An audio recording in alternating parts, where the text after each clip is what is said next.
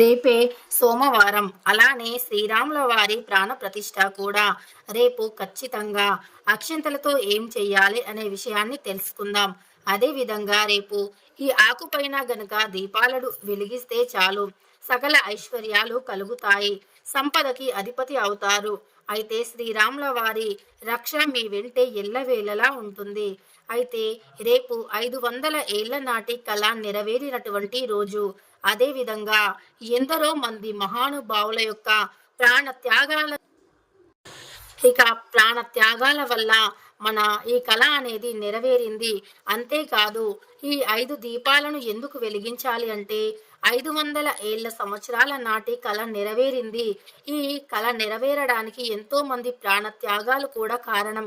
కాబట్టి అలాంటి వారి మహనీయుల అందరికీ ప్రత్యేకగా 5 దీపాలను వెలిగించాలి అనేదే శాస్త్ర ఉద్దేశం అని పండితులు వివరిస్తున్నారు. తప్పకుండా ప్రతి హిందువు కూడా రేపు 5 దీపాలను వెలిగించి తీరవలసిందే. ఇక ఆ శ్రీరాముల వారి ఆశీస్సులు ఆల్రెడీ ప్రతి గడప గడపన చేరాయి. అంటే అక్షంతల రూపంలో ఆ స్వామివారి పాదాలను తాకినటువంటి అక్షంతలు అనేవి మన ప్రతి ఒక్కరి ఇంటికి చేరాయి.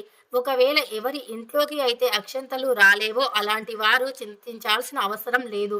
ఎందుకంటే మీ దగ్గరలో ఉండే రామాలయానికి కానీ లేదా హనుమాన్ టెంపుల్కి కానీ వెళ్ళి అయోధ్య అక్షంతలు ఇవ్వమంటే ప్రతి ఒక్కరూ ఇస్తారు.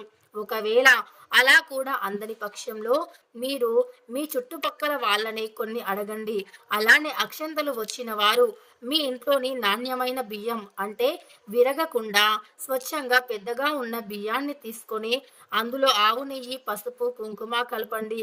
వీలైతే చిటికెడు పచ్చ కర్పూరాన్ని కూడా కలపండి.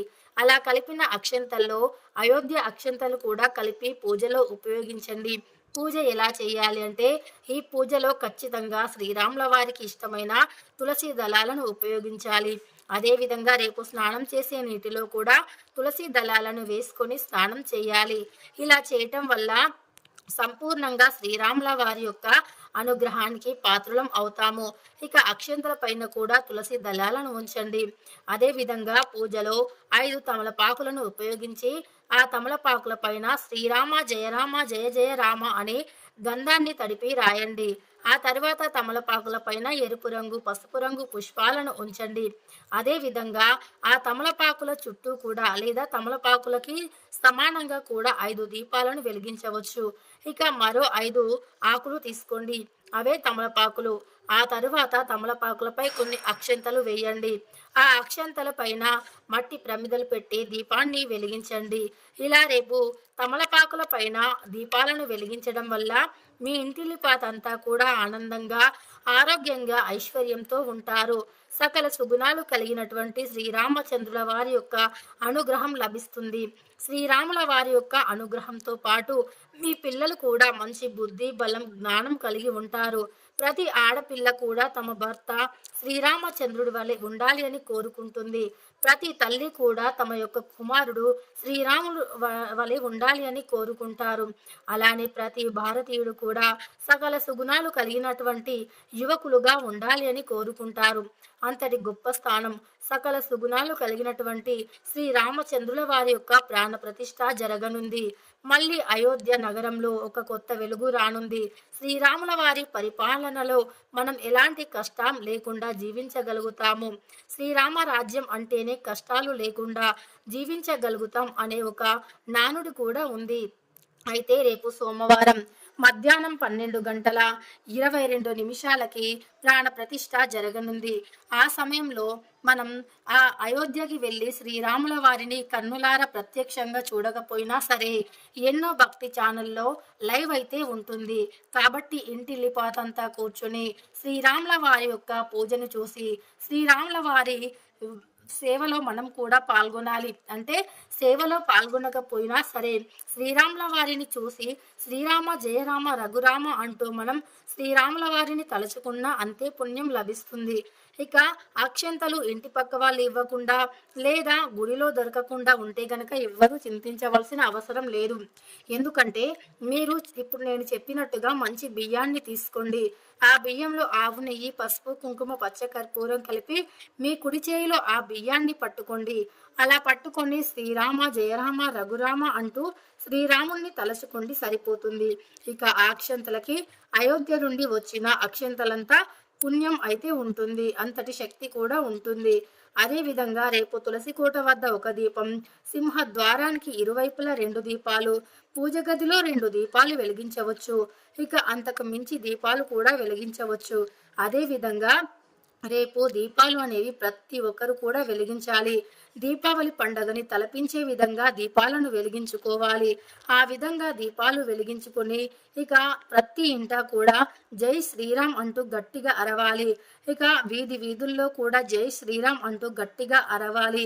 భారతదేశం గర్వించదగిన విషయం, ఒక కొత్త పండగ మొదలవుతున్న రోజు రేపు శ్రీరాముల వారి ప్రాణ ప్రతిష్ఠ. ఎంతో మంది కళ నెరవేరినటువంటి రోజు, ఎన్నో ఏళ్ల నుండి ఎదురు చూస్తున్నటువంటి రోజు రానే వచ్చింది. కాబట్టి తప్పకుండా ప్రతి ఒక్కరూ ఈ శ్రీరాముల వారి పూజను అందరం కూడా పాల్గొని ఈ పూజను ఎంతగానో గొప్ప ఘన విజయం సాధించే విధంగా మనం చేయాలి. అంటే పూజలో పాల్గొంటే ఇక శ్రీరాముల వారి యొక్క అనుగ్రహం తప్పకుండా లభిస్తుంది. అదేవిధంగా అక్షంతలను పూజ అయిపోగానే మీ తలపై చల్లుకోండి. అదేవిధంగా శ్రీరాముల వారి అష్టోత్తరాలు శ్లోకాలు ఏవి రాని వారు శ్రీరామ రామ రామేతి మనోరమే రమేతి అనే శ్లోకాన్ని చదువుకోండి. ఇది కూడా రాని వారు శ్రీరామ రామ జయరామ రఘురామ అంటూ శ్రీరాముల వారి నామాన్ని తలుచుకున్నా పర్వాలేదు. ఈ విధంగా మీరు రేపు శ్రీరాముల వారి ప్రాణ ప్రతిష్ఠ సందర్భంగా ఖచ్చితంగా ఇలా తలుచుకోవాలి. అదేవిధంగా రేపు శ్రీరాముల వారి యొక్క ప్రాణ ప్రతిష్ఠ ముహూర్తం మధ్యాహ్నం 12 గంటల 22 నిమిషాలకి. ఆ నిమిషంలో అంటే ఆ ముహూర్తం సమయంలో ఏవైనా వ్యవహారాలు, ముఖ్యమైన డబ్బు వ్యవహారాలు, ఏదైనా ప్రారంభించటాలు కూడా చేసుకోవచ్చు. ఎట్టి పరిస్థితుల్లో రేపు మాంసాహారాన్ని ఇంట్లో వండకూడదు, తినకూడదు. మన భారతీయ సంస్కృతి సనాతన ధర్మాలే గర్వించదగిన విషయం. శ్రీరామచంద్రుల వారి ప్రాణ ప్రతిష్ఠ ఎంతో పవిత్రమైన పుణ్యదినం. ఈ పుణ్యదినాన ఎవరైతే ఇంట్లో మాంసాహారాన్ని వండుతారో తింటారో అలాంటి వారికి 7 జన్మల పాపం పట్టి పీడిస్తుంది. కాబట్టి ఎట్టి పరిస్థితుల్లో మాంసాహారం మాత్రం తినకూడదు, మద్యం కూడా సేవించకూడదు. ఆ రోజున కేవలం ఇంట్లో ఏదో ఒక కూరగాయలు మాత్రమే వండుకోవాలి. అలానే శ్రీరాముల వారికి పూజలో వడపప్పు, పానకం, చలిమిడి వంటి వాటిని సమర్పించాలి. ఇలా వాటిని సమర్పించడం వల్ల శ్రీరామచంద్రుల వారు అనుగ్రహిస్తారు. తప్పకుండా అందులో అంటే పానకంలో తులసి దళాలను వేయాలి. అక్షంతలపై కూడా తులసి దళాన్ని ఉంచాలి. తులసి మాల మీకు అందుబాటులో లేకపోయినా కనీసం 5 తులసి ఆకులనైనా స్వామి వారికి సమర్పించాలి. ఈ విధంగా రేపు శ్రీరాముల వారిని గనక పూజిస్తే ఖచ్చితంగా మీ వెంటే శ్రీరామ రక్ష ఉంటుంది. సకల సుగుణాభి రాములకి ఉన్నటువంటి లక్షణాలు మీకు కూడా ఉంటాయి. మీ పిల్లలకి కూడా మంచి లక్షణాలు వస్తాయి. ఇక దీపం జ్యోతి పరబ్రహ్మ అన్నారు పెద్దలు. కాబట్టి ఈ దీపాన్ని ఖచ్చితంగా రేపు వెలిగించండి. ఒక్క దీపంలో త్రిమూర్తులు ఉంటారు, అంటే 3 దేవతలు ఉంటారు. ఆ దీపకాంతుల్లోనే మన కష్టాలు దరిద్రాలు తొలగిపోతాయి. ఖచ్చితంగా రేపు వెలిగించే దీపకాంతుల్లో ఆ శ్రీరాముల వారి రక్ష అనేది తప్పనిసరి ఉండి తీరుతుంది.